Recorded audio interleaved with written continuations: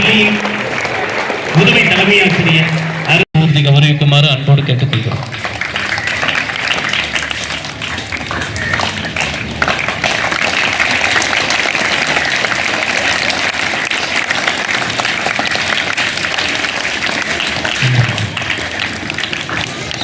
அடுத்து மைக்கு அவர்கிட்ட போகுது. நான் பின்னாடி போய் ஓரமாக நின்றுக்கிறேன். தன்னுடைய பேச்சாற்றல் மூலமாக எம்முடைய மாணவர்களுக்கு தங்களுடைய செய்திகளை எவ்வளவு தூரம் சொல்ல வேண்டுமோ அவ்வளவு தூரம் சொல்லலாம்.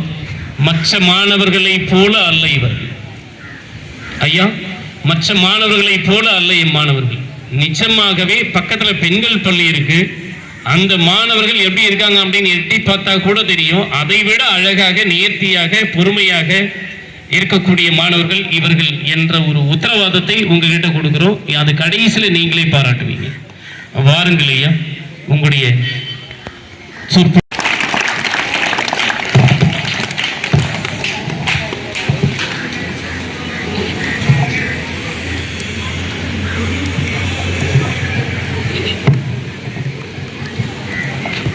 இந்த அழகான காலை வேளையிலே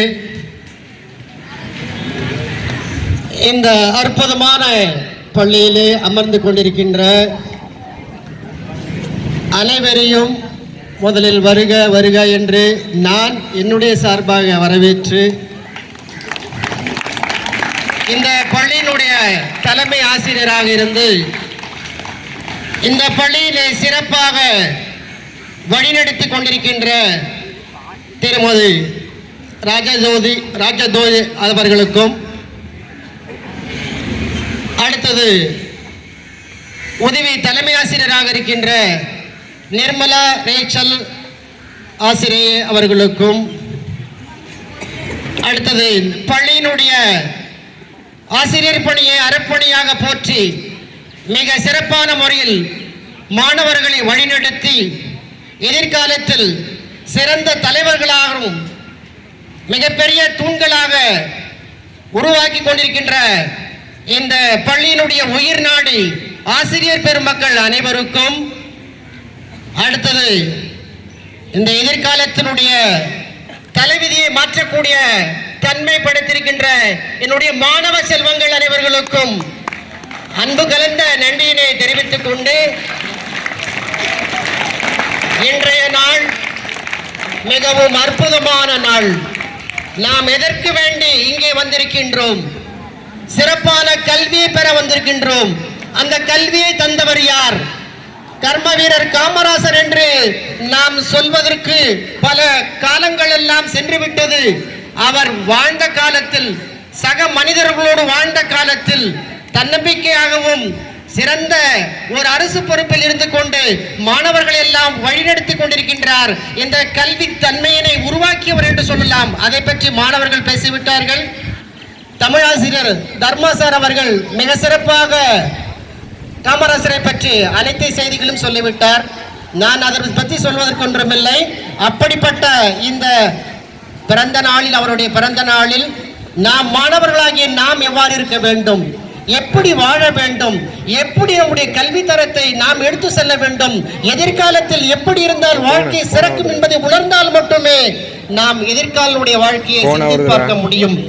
அதற்கு சொல்லியிருக்கின்றார்கள், அந்த கனியீடு ஏறிய சுளையும் முற்றல் கழையடி ஏறி சாரும் பனிமரல் ஏறிய தேனும் காய்ச்சும் பாகடி ஏறி சோயும் நனிப்பசு பொழியும் பாலும் தென்னை நல்கிய குளிர நீரும் இனியர என்பேன் தமிழை என் உயிர் என்பேன் என்று சொல்லி என்னுடைய தமிழை வணங்கிக் கொண்டு இன்று கல்வியினுடைய சிறப்பை நாம் தெரிந்து கொள்ளப் போகின்றோம். அதில் சொல்கின்றார்கள், கல்வி எப்படிப்பட்ட கல்வி வேண்டும்? அன்ன சத்திரம் 1000 நாட்டல், ஆலயம் 16,000 வைத்தல், பின்னர் உள்ள தர்மங்கள் யாவும் பெயர் விளங்கி ஒளிர நிறுத்தல், அன்னையாவினும் புண்ணிய கூடி ஆங்கோர் ஏழைக்கு எழுத்தறிவித்தல் என்று சொல்கிறார்கள். இந்த யாருக்கு வேண்டும் கல்வி? மாணவர்களுக்காக நமக்கு வேண்டும் கல்வி. அப்படிப்பட்ட கல்வியை நாம் எப்படி பெற வேண்டும்? அன்பாக, ஒரு முனைப்பாக, தன்னம்பிக்கையோடு அந்த கல்வியை பெற வேண்டும். அப்படிப்பட்ட கல்விதான் எதிர்காலத்தில் சிறக்கும். அந்த கல்வி எப்படி இருக்கின்றோம்? முதலில் எண்ணம் தூய்மையாக இருக்க வேண்டும். முதலில் உங்களுடைய சிந்தனையிலே நம்பிக்கை வையுங்கள், அதுதான் எண்ணமாக மாறுகின்றது. உங்களுடைய எண்ணத்தில் நம்பிக்கை வையுங்கள், அதுதான் சொற்களாக மாறுகின்றது. உங்களுடைய சொற்களில் நம்பிக்கை வையுங்கள், அதுதான் பழக்கமாக மாறுகின்றது. உங்களுடைய பழக்கத்தில் நம்பிக்கை வையுங்கள், அதுதான் செயல்களாக மாறுகின்றது. உங்களுடைய செயல்களில் நம்பிக்கை வையுங்கள், அதுதான் வழக்கமாக மாறுகின்றது. அந்த வழக்கம் தான் உங்களுடைய வாழ்க்கையை புரட்டி போடுகின்ற என்பதை மறந்துவிடக் கூடாது. அந்த நல்ல எண்ணத்தை பெற்றுக் கொள்ளுங்கள். கல்வி எப்படிப்பட்டது? வெள்ளத்தால் அழியாது, வெண்தழலால் வேகாது, கள்வருக்கோ பயமில்லை, காவலுக்கோ மிக எளிது, உள்ளத்தை பொருள் இருக்க புறம்பாக பொருள் தேடி உழல்கின்றாரே. எல்லாமே உன்னிடத்தில் இருக்கு. அப்படிப்பட்ட கல்வியை நீ எப்படி பெற வேண்டும்? ஆசிரியரிடம் பெற வேண்டும். நீ படித்தால் தான் எதிர்காலம் உன்னை சிறக்க வைக்கும். எதிர்காலம் உனக்கு உண்மை என்று இருந்தால் கல்வி மட்டும்தான் சிறப்பாக இருக்க முடியும். மன்னனும் மாசரும் கற்றோரும் சீர்தூக்கின் மன்னனின் கற்றோன் சிறந்தவன். மன்னனுக்கு தேசம் அல்லாத சிறப்பில்லை, கற்றோனுக்கு சென்ற இடமெல்லாம் சிறப்பு. கோடி பணம் வச்சவன் எங்க போனாலும் மேடையேறி பேச முடியாது, தன்னுடைய உணர்வுகளை வெளிப்படுத்த முடியாது. ஆனா கல்வியில் சிறந்தவன் இந்த உலகம் முழுவதும் நாடு முழுவதும் செல்லலாம், எங்கே வேணாலும் எப்படி வேணாலும் இருக்கலாம். இந்த ரஷ்யாவுக்கும் உக்ரைனுக்கு போர் வந்து விட்டது. அந்த போர் நிகழ்ச்சியிலே அந்த ரஷ்யாவினுடைய ஏவுகணையின் மூலமாகவும் குண்டு தாக்குதல் மூலமாகவும் உக்ரைனுடைய பல பகுதிகள் எல்லாம் அழிய பெற்றது. அங்க இருக்கின்ற அந்த பெரிய பெரிய அப்பார்ட்மெண்டா சொல்லி சினிமா தியேட்டர் எல்லாமே அழிஞ்சு போயிடுச்சு. ஆனா எது இருந்தது? அங்க படிக்க போன இந்திய மாணவர்கள் எல்லாம் திரும்பி வந்தாங்க. எது? அவங்க அழிச்சதை ஒரு சினிமா தியேட்டரையோ ஒரு அப்பார்ட்மெண்ட்டையும் கட்டி வச்சிருந்தானா அதெல்லாம் அந்த குண்டு வெடிப்புல போயிடுச்சு. இங்க படிக்க போனவங்க எல்லாம் எம்பிபிஎஸ் படிச்சாங்க, அங்க பிஏ படிச்சாங்க, திரும்பி கல்வியோடு திரும்பி வந்தாங்க. ஆனா இது கல்வி மட்டும்தான் அழியாத செல்வம். அந்த உடைமைகள் எல்லாம் இது அழிந்து விட்டது. அதனாலே இரு கற்றோர் அறிவுதியை காதார கேளுங்கள், உச்சுடல் நெஞ்சிலே உயர்வு என்று சொல்வார்கள். எது முக்கியம்? கல்விதான் முக்கியம். அந்த கல்வி இல்லாமல் யாரும் நாம் வாழ முடியாது. அந்த எதிர்காலத்தினுடைய கல்வி நமக்கு தான் சிறந்தது. யார் அந்த உண்மையான கல்வி பெற்று வருகின்றார்களோ அவர்கள் தான் வாழ முடியும். எந்த தன்னம்பிக்கையா இருந்தாலும் சரி. அதனால எண்ணியாங் எய்துவர் எண்ணியர் திண்ணீராக பெறின். எப்படி இருக்கணும்? உன்னுடைய எண்ணம் எல்லாம் நல்ல எண்ணமாக இருக்கணும். எதை நினைக்கிறையோ அதை அடைகின்ற அந்த ஆற்றல் உனக்கு வேண்டும்.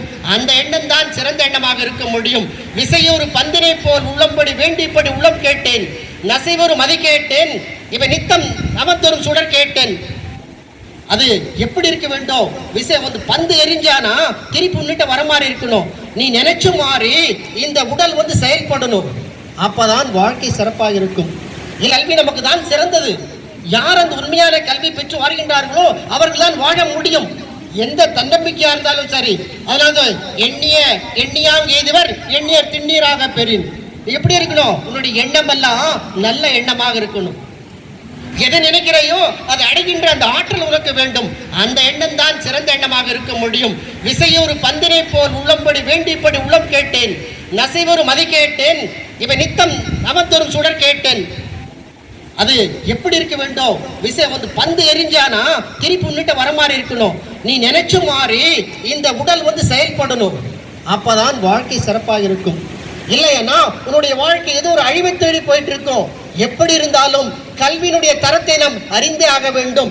எப்படி வாழ்ந்தாலும் சரி, உனக்கு வெள்ளத்தால் அழியாதுன்னு சொல்லிட்டோம் இல்லையா, யாராலையும் அழிக்க முடியாது அந்த கல்வி. அப்படிப்பட்ட கல்வியை எந்த மாணவர்கள் பெறுகிறார்களோ அவர்கள் வாழ்நாள் முழுவதும் சிறந்த கல்வியாளர்களாக இருப்பார்கள். அது மட்டும் கிடையாது, எங்கே சென்றாலும் அடக்கம் வேண்டும், ஒடுக்க வேண்டும். சரியா? அடக்கம் அமரல் உயிக்கும், அடங்காமை ஆறுகளை ஊய்த்து விடும் என்று சொல்வார்கள். அந்த அடக்கம் தான் மிக முக்கியம். அந்த அடக்கத்தை யார் பெற்று வருகின்றார்களோ எதிர்காலத்தில் அவர் சிறந்த மாணவர்களாக அவர்கள் இருப்பார்கள். இது மட்டும் கிடையாது, ஒவ்வொரு நாட்டிலேயும் ஒவ்வொரு அரசர்கள் வாழ்ந்து கொண்டுதான் இருக்கின்றார்கள். எப்படிப்பட்ட கல்வியை கொண்டோம்? ஒரு நாட்டில் நிக் என்ற ஆஸ்திரேலிய நாட்டில் நிக்கில் என்ற ஒரு குழந்தை பிறந்தது.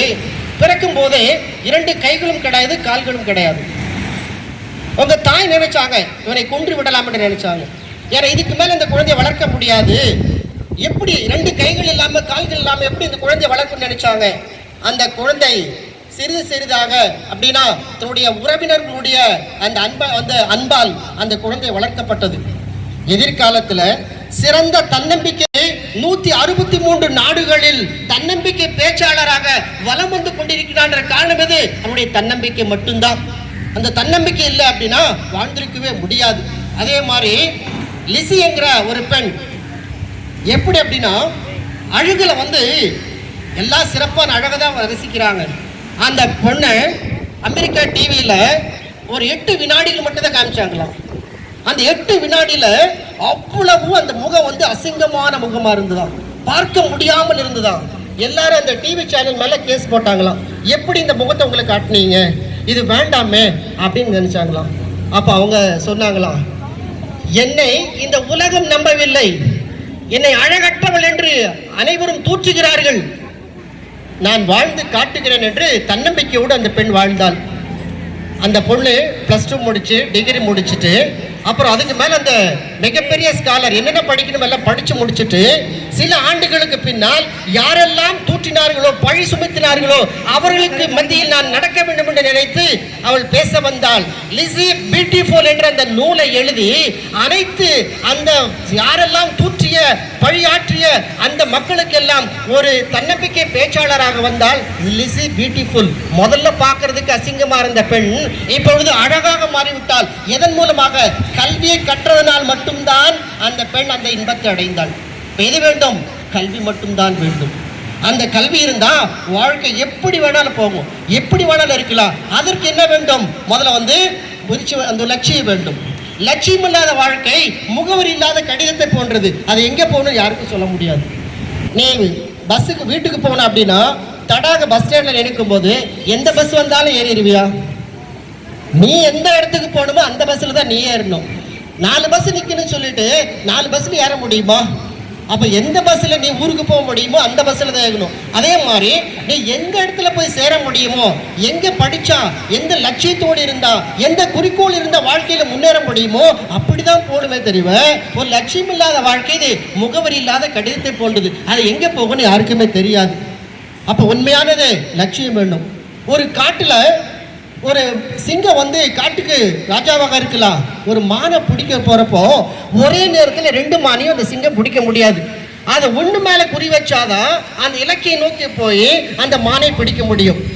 அது 2 மானை தொத்திட்டு போனாலும் அது வந்து அந்த ஒரு மானை கூட அந்த சிங்கத்தினால் பிடிக்க முடியாது. காரணம் என்னது? அதனுடைய லட்சியம் குறைவாக இருக்கு. ஒரு மானை தான் பிடிக்கணுங்கிற எண்ணம் இருக்கணும், 2 மானையும் பிடிக்க முடியாது. அதே மாதிரி உங்களுடைய லட்சியம் எப்படி இருக்கணும்? எதிர்காலத்தில் ஒரு சிறந்த கல்வியை பெற்று இந்த மாணவர்களாக இருக்கும்போது சிறந்த கல்வியை பெற்று எதிர்காலத்தில் நான் மிகப்பெரிய ஒரு தலைவராக வரணும், ஒரு அறிஞராக வரணும், சரியா, ஒரு தன்னம்பிக்கை பேச்சாளராக வரணும் அப்படிங்கிற எண்ணம் உன்னுடைய மனசில் இருந்தால் மட்டும்தான் உன்னுடைய கல்வி சிறக்கும், எண்ணம் சிறக்கும். இல்லைன்னா எண்ணம் போல் வாழு, எண்ணிய முடிதல் வேண்டும், நல்லவே எண்ணல் வேண்டும், திண்ணிய நெஞ்சம் வேண்டும், தெளிந்த நல் அறிய வேண்டும். இது இருந்தாதான் வாழ்க்கை சிறப்பாக இருக்கும். அப்போ முதல்ல வந்து நல்ல எண்ணம், அப்புறம் தன்னம்பிக்கை, அப்புறம் லட்சியம் வேண்டும். அதனால அதுக்கு எல்லாம் வேண்டும், முயற்சி வேண்டும். முயற்சி இல்லாத வாழ்க்கை என்றைக்குமே சிறக்காது. சரியா? என்னது? முயற்சிகள் தவறலாம், நீ முயற்சி செய்ய தவறலாமா? முடிந்தவரை செய்வது முயற்சி அல்ல, உன் லட்சியத்தை அடையும் வரை செய்வதுதான் முயற்சி. இருட்டு மனிதர்கள் எது வேணாலும் பேசட்டும், வெளியில் உலகம் வெளிச்சமாகத்தான் இருக்கின்றது. ஆனால் நீ பெரிய செயலில் ஈடுபடுகின்ற போது சில மனிதர்கள் பேசுவார்கள், இது வீண் முயற்சி என்று சொல்வார்கள். நீ வெற்றி பெற்று விட்டால் அதே உலகம் உன்னை பார்த்து விடாமுயற்சி என்று சொல்வார்கள். அது வரைக்கும் நீ வாழ்ந்து காட்ட வேண்டும். உன் தன்னம்பிக்கை இழக்க கூடாது. எவ்வளவு துன்பம் வந்தாலும் துயரம் வந்தாலும், உன்னை வீணாக பேசினாலும் பழித்து பேசினாலும் இழிவாக பேசினாலும் இது எல்லாம் அனுபவம் என்று நினைத்து எந்த மனிதன் வாழ்கின்றானோ அவன் தான் லட்சியத்தை அடைய முடியும். துன்பம் இல்லாமல் வலிகள் இல்லாமல் வாழ்க்கையில் சாதித்தவர் என்ற பெருமை யாருக்கும் கிடையாது. துன்பம் அடைந்தவர்கள் தான், அந்த வலியை அடைந்தவர்கள் தான் வாழ்க்கையில் வெற்றி அடைய முடியும். இல்லை என்றால் யாராலும் வெற்றி அடைய முடியாது என்பதை நாம் தெரிந்து கொள்ள வேண்டும். அது எது வேண்டும்? அதற்கு காலம் வேண்டும், உரிய காலத்தில் செய்ய வேண்டும். ஐயரும் வரம் வரை அமாவாசை காத்திருக்காது, காலமும் அலையும் எவருக்காக காத்திருக்காது. நம்ம தான் காலத்தை தேடி போகணும். கண்கட்ட பின்னால சூரிய நமஸ்காரம் பண்ணி எந்த பிரயோஜனமும் கிடையாது. எப்போ வாய்ப்பு இருக்கோ, இன்னைக்கு +2 படிக்கிறோமா, 10th படிக்கிறோமா, 11th படிக்கிறோமா, இந்த இருக்கிற ஒரு 5-6 மாசத்துல நீ என்ன படிக்கணுமோ அப்பதான் படிக்கணும். இப்போ விட்டுட்டு நான் மே மாசத்துல படிக்கிறேன், அதுக்கு முன்னாடி பின்னால படிக்கிறேன்னா இது சாத்தியமே கிடையாது. உனக்கு எப்போ சாப்பாடு தேவையோ இப்போ பசிக்குன்னு இப்போதான் சாப்பிட முடியும். நான் 2 நாள் கழிச்சு சாப்பிட்றேன்னு உயிரோடு இருக்க முடியுமா? ஒரு நாள் கழிச்சு சாப்பிட்ட உயிரோடு இருக்க முடியுமா? எந்த நேரத்தில் உணவு வேணுமோ அந்த நேரத்தில் தான் நீ எடுத்துக்கணும். எந்த நேரத்தில் கல்வி வேணுமோ அந்த கல்வி அந்த நேரத்தில் தான் இருக்கணும். அப்படிப்பட்ட கல்வி தான் சிறந்த கல்வி. அதான் கல்வி கரையில கற்பவன் நாள் சில அப்படி சொல்றாங்க. இளமையில் கல் என்று சொன்னார்கள். சரியா? கற்கேன் என்றே பிச்சை பூகனையும் கற்கேன் என்று சொல்லிக்கிறாங்க அதிவீர நம்ம பாண்டியன் நருந்தொகையில். பிச்சை எடுத்தாவது படி, அதுதான் உன்னோட வாழ்க்கைக்கு உறுதுணையா இருக்கு. அப்படிப்பட்ட வாழ்க்கை தான் எதிர்காலத்து உன்னை பாதுகாக்கும். நீ இறக்கின்ற வரையும் உன்னோடு வருவது கல்வி மட்டும்தான். நீ சேர்த்து அந்த சொத்து கிடையாது, எல்லாமே போயிடும், யாருமே வரமாட்டாங்க. நீ படிக்கிற அந்த கல்வி மட்டும்தான் இறுதி நாள் வரையும் வரையும். ஆனால் காலத்தை சரியாக பயன்படுத்து. அப்ப உரிய காலத்தில் யார் பயன்படுத்துறாங்க? அதான் காலம் பொன் போன்றது, கடமை கண் போன்றது. அப்ப உரிய நேரத்தில் யார் அந்த கல்வியை இந்த நேரத்தை பயன்படுத்துறாங்களோ அவங்க தான் வாழ்க்கையில் வெற்றி அடைகிறாங்க. அதுக்கு அந்த சிறப்பு எப்படின்னு கேட்டனா, ஒரு தாய் கருவுற்று 9 மாதம் 10 மாதத்தில் தான் குழந்தை பிறக்கும். ஆனா ஒருவேளை அந்த தாய்க்கு குறைப்பிரசவமா ஒரு 7 மாதம் முடிஞ்சு 8 மாதத்திலேயே அந்த ஒரு குழந்தை பிறந்துட்டாலும் அந்த தாய் நினைப்பாங்க, இந்த குழந்தை நல்லா வளருமா வளராதா, இறுதி நாள் வரைக்கும் இருக்குமா இருக்காதா அப்படின்னு அந்த குழந்தைக்கு பயமா இருக்கும். அப்ப என்னது, அந்த மாதத்தினுடைய அந்த அருமை குறைப்பிரசவம் பெற்ற அந்த தாய்க்கு தான் புரியும். அதே போல ஒரு அரசு பணியில் சேர்கின்ற ஆசிரியர்கள் மற்ற தொழிலாளர்கள் யாரா இருந்தாலும் சரி, ஒரு நாளுக்கு முன்னால் சொல்லுவாங்க இல்லையா, நான் 1 நாளுக்கு முன்னால் சேர்ந்திருந்தானா எனக்கு இந்த மாதிரி எனக்கு வேண்டிய உதவிகள் எல்லாம் கிடைச்சிருக்கும், நான் 1 நாள் லேட்டாக சேர்ந்ததுனால எனக்கு எல்லாமே பணிகள் போயிட்டு அப்படின்னு சொல்லிட்டு எனக்கு கிடைக்க வேண்டிய அந்த தொகையெல்லாம் போயிடுச்சு அப்படின்னு சொல்லி யார் கவலைப்படுவாங்க? அரசு ஊழியர்கள். 1 நாள். அப்போ 1 மாதத்துல அந்த தாய் துன்பப்படுகின்றார். 1 நாள்ல அரசு அதிகாரிகள் நான் அந்த பணியில் சேரும்போது 1 நாள் தாமதமாக சேர்ந்துட்டேன், அதனால் எனக்கு இது போயிடுச்சுன்னு சொல்லுவாங்க. அதே போல தேர்வு எழுதுகின்ற மாணவர்கள், உங்களுக்கு 365 நாட்கள் 365 நாட்கள் படித்தாலும் கூட அந்த 3 மணி நேரம் தான் முக்கியம். அந்த 3 மணி நேரம் சரியாக நீங்கள் தேர்வு எழுதவில்லைன்னா அது எந்த பயனும் கிடையாது. 365 நாட்கள் படித்து அந்த 3 மணி நேரம் தேர்வு சரியாக எழுதலைன்னா அந்த படித்ததனுடைய பிரயோஜனம் இல்லாமல் போயிடும். அப்போ மாணவர்கள் எது முக்கியம்? 3 மணி நேரம் முக்கியம். அதே போல் நான் ட்ரெயினுக்கும் இல்லை பஸ்ஸுக்கோ போயிட்டு ரிசர்வ் பண்ணியிருப்போம், ஒரு 50,000 டிக்கெட் ஏரோப்ளேன் போகிறதுக்கு பண்ணியிருப்போம், 1 நிமிடம் தாமதமாக போகிறதுனால ஃப்ளைட்டு கிளம்பிருச்சு. இல்லை ட்ரெயின் நமக்கு எவ்வளோ ஒரு வேல்யூபுல்லாக இருக்குது பாருங்கள். அந்த 1 நிமிடம் தாமதமானால நான் ட்ரெயினை விட்டுட்டேன், பஸ்ஸை விட்டுட்டேன், ஃப்ளைட்டை விட்டுட்டேன் அப்படிங்கிறாங்க. 1 நிமிடம். அதே மாதிரி 1 நொடி ஒலிம்பிக் போட்டியில் அது இல்லாமல் 1 நொடி போகிறாங்க. அடுத்து வண்டி ஓட்டும் போது ஒரு கண் அயர்ந்ததால் வண்டி ஆக்சிடென்ட் ஆயிடுச்சு, அதில் உயிருக்கு ஆபத்து வந்துடுது. அப்போ 1 நொடி கண் அயர்ந்ததால் உன்னுடைய உடலுக்கே ஆபத்து, உயிருக்கே ஆபத்து. அப்போ 1 நொடி, அது 1 செகண்ட், ஒரு மைக்ரோ செகண்டினுடைய வேல்யூ தெரியணும். ஒலிம்பிக் போட்டியில் எத்தனையோ நாடுகள் பங்கேற்கின்றன. அத்தனை நாடுகளில் ஓடுகின்ற பொழுது அந்த ஒரு மைக்ரோ செகண்ட்ல யார் முன்னால போறாங்களோ அவங்க தான் வாழ்க்கையினுடைய வெற்றியாளர்களாக இருக்காங்க. அப்போ அந்த 1 நொடி எவ்வளவு முக்கிய பாருங்க. மைக்ரோ செகண்ட் கிடையாது, மைக்ரோ செகண்ட். இதில் ஒலிம்பிக் போட்டியில் ஓடுகின்ற உசைன் போல்ட்டுக்கு தான் தெரியும் அந்த மைக்ரோ செகண்டினுடைய வேல்யூ. அப்போ ஒரு மாதத்தினுடைய அருமை, ஒரு நாளினுடைய அருமை, மணியினுடைய அருமை, நிமிடத்தினுடைய அருமை, ஒரு நொடியினுடைய அருமை, ஒரு மைக்ரோ செகண்டினுடைய அருமை யார் சரியாக பயன்படுத்துகிறார்களோ அவர்கள் தான் வாழ்க்கையில் வெற்றி அடைகிறார்களே தவிர இந்த காலத்தை விட்டுவிட்டு எதிர்காலத்தில் கண்கணிங்களால் யாரும் முன்னிடத்தில் வரமாட்டார்கள். பலவர்களே, காலம் எவ்வளவு முக்கியம் என்பதை தெரிந்து கொள்கின்றேன். இப்போ இந்த நேரத்தை அந்த ஒழுக்கத்தோடு, பணிவோடு, அன்போடு உனக்கு வேண்டிய கல்வி நீ பெறணும்னு சொல்லணும். ஆசிரியர்கள் சொல்லி கொடுக்கதான் முடியும், உன்னை ஒழுக்கமாக போல் சொல்லி சொல்லதான் முடியும். எல்லாமே உன்னுடைய கையில் இருக்கு. எதிர்காலத்தினுடைய சிறப்பு அடைய வேண்டும் என்றால் அது உன்னுடைய கையில் இருக்கு. ஆசிரியர்களுடைய அறப்பணி அவர்கள் ஆற்றிக் கொண்டுதான் இருக்கின்றார்கள். ஆசிரியர்களிடம் என்னென்ன தன்னுடைய கடமை செய்ய வேண்டுமோ அந்த கடமையெல்லாம் செய்து கொண்டுதான் இருக்கின்றார்கள். தலைமை ஆசிரியர் என்ன செய்ய வேண்டும், உதவி தலைமை ஆசிரியர் என்ன செய்ய வேண்டும், ஆசிரியர் பெருமக்கள் என்ன செய்ய வேண்டும், அவர்களுடைய கடமையை ஒழுங்காக செய்யும் பொழுது நாம் கடமையை செய்யாமல் விட்டுவிட்டு பிறகு ஆசிரியர் மேல் குறை சொல்வது என்பது அது நமக்கே நாம் பழிமை சொல்லுவது போலாகிறது. இதை மனதில் தெளிவாக உணர்ந்து கொள்ள வேண்டும். உன்னுடைய தவறை நீ உணர்ந்து கொள்ள வேண்டும். நீ தவறு செய்துட்டு பிறர் மேல் அந்த பழியை சொல்லக்கூடாது. யார் அவர்களுடைய தவறை உணர்ந்து கொண்டு திருத்திக் கொள்கின்றார்களோ அவர்கள் தான் எதிர்காலத்தில் சிறந்த தலைவர்களாக இருக்க முடியும் என்று சொல்லுகின்றேன். அப்போ மாணவர்களே, உங்களுடைய எண்ணம், உங்களுடைய செயல், உங்களுடைய ஆற்றல் எல்லாமே கல்வியின் மீது இருக்க வேண்டும். அந்த கல்வியை விட்டுட்டு வேற இடத்துக்கு போனால் எதுவுமே செய்ய முடியாது. அப்துல் கலாம் சொன்னாங்க, நீ பிரசிடண்டா, அவங்க சொன்னாங்க மிகப்பெரிய பதவியில் இருக்கான்றாங்க. ஜனாதிபதியில் இருந்தாலும் கூட கடைசியில் அதுல மேகாலய மாவட்டத்தில் சில்லாங்குங்கிற பகுதியில் உரையாற்றி கொண்டு போதே இறந்து விட்டார். அவரிடம் கேட்டார்கள், எப்படின்னு கேட்டாங்க. நான் மிகப்பெரிய பதவியில் இருப்பதை விட, ஜனாதிபதியாக இருப்பதை விட நான் ஆசிரியராக இருக்கின்ற பொழுதுதான் உண்மையான அந்த அன்பை பெற்றேன் என்று சொன்னார். அப்படிப்பட்ட அந்த கலாம் அவருடைய வாழ்க்கையை நினைத்து பார்க்க வேண்டாமா? இப்படியெல்லாம் கல்வியை தந்த கர்ம வீரர் காமராஜரை பற்றி நாம் நினைக்க வேண்டாமா? அன்னைக்கு படிக்க முடியும், அவங்க சாப்பிட்றதுக்கு உணவு இல்லாமல் போயிட்டு இருக்கும்போது உணவுக்கு இல்லாமல் இருந்தாங்க. இன்னைக்கு உணவு, உடை எல்லாமே நமக்கு கிடைத்திருக்கு, பெற்றோர் கொடுத்துருக்காங்க. நம்ம கல்வியை படிக்கல அப்படின்னா யாருடைய குறை பாருங்க. அன்னைக்கு சாப்பாட்டுக்கு வேண்டி போனாங்க, எனக்கு சீருடை தரேன்னு போனாங்க, உனக்கு எல்லாமே கொடுத்துட்டாங்க. இப்போ நீ கல்வியை பெறலைன்னா யாருடைய தப்பு நம்ம நினைச்சு பார்க்கணும். அந்த தவறை உணர்கின்ற மாணவர்கள் தான் சிறந்த மாணவர்களாக இருப்பார்கள். இல்லை என்றால் நம்மை நாம் அழித்ததற்கு சமமாக இருக்கின்றோம். இதான் கண்ணதாசன் சில வரிகளில் தத்துவத்தை சொல்லுவாங்க.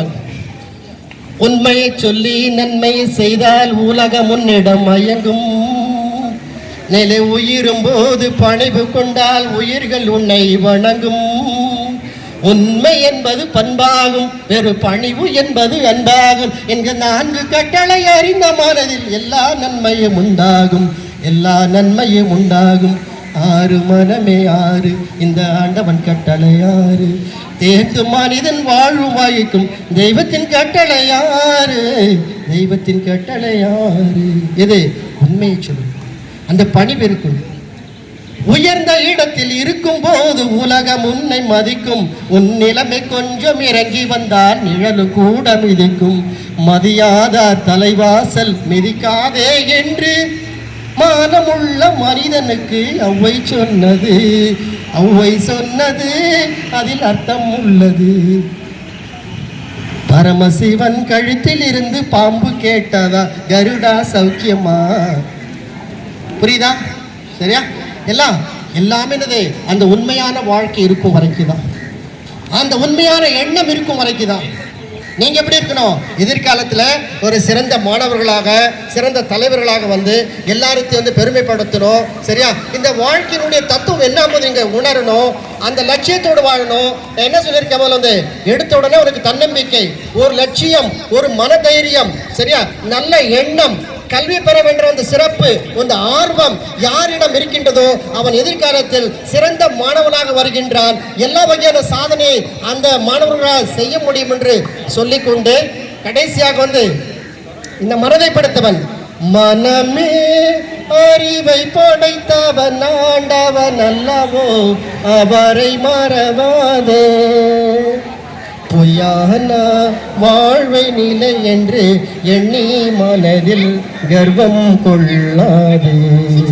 ஓ மனமே, அன்னையும் பிதாவும் முன்னறி தெய்வம் அவரை மறவாதே. யாரு? தாய் தந்தை. உங்களுக்கு வேண்டி எவ்வளோ அப்பா அம்மா கஷ்டப்படுறாங்க, எவ்வளோ கூலி வேலை செஞ்சுட்டு என் பையன் படிக்கணும், என் பொண்ணு படிக்கணும்னு சொல்லிட்டு எவ்வளோ எல்லாம் அவங்க கஷ்டப்படுறாங்க. அப்படிப்பட்ட பெற்றோர்களை நினைக்கணும். பெற்றோர்களுடைய அந்த உண்மையான உழைப்புக்கு நீங்கள் உண்மையாக இருக்கணும். அப்படின்னா உங்களுடைய கல்வி மட்டும்தான் முக்கியம். யார் நல்ல கல்வி படித்து வந்துட்டானோ அந்த தாயும் தந்தையும் எதிர்காலத்தில் சிறப்பாக இருப்பாங்க. என்னுடைய பையன் படித்தா மட்டும் போதுங்க, நான் தான் படிக்கலை, என் பொண்ணு படிக்கணும், நான் தான் படிக்கல, என் பையன் படிக்கணும்னு சொல்லி அவங்க அவ்வளோ ஆர்வமாக இருக்கும்போது நம்ம அந்த பெற்றோருடைய கடமையும் ஆசிரியருடைய அந்த கடமையை பார்க்கணும் அல்லவா? உன்னுடைய கடமையை சரியாக செய்துவிட்டால் இந்த உலகம் இறுதி நாள் வரைக்கும் சிறப்பாக இருக்கும் என்று கூறிக்கொண்டு இந்த அருமையான வாய்ப்பை நல்கிய இந்த பள்ளியினுடைய தலைமை ஆசிரியர் ராஜஜோதி அவர்களுக்கும், அப்புறம் துணை தலைமை ஆசிரியர் நிர்மலேஜன் அவர்களுக்கும் என்னுடைய சக ஆசிரியர்கள் என்று சொல்லக்கூடியவர்களுக்கு இந்த அரப்பணை செய்து கொண்டிருக்கிற ஆசிரியர் பெருமக்களுக்கும் இத்தனை நேரம் அமைதியாகவும் பொறுமையாகவும் கேட்டுக்கொண்டிருந்த என்னுடைய மாணவ செல்வங்கள் அத்தனை பேருக்கும் என்னுடைய அன்பான நன்றியை தெரிவித்துக் கொண்டு என்னுடைய உரையை முடித்துக் கொள்கின்றேன். நன்றி, வணக்கம்.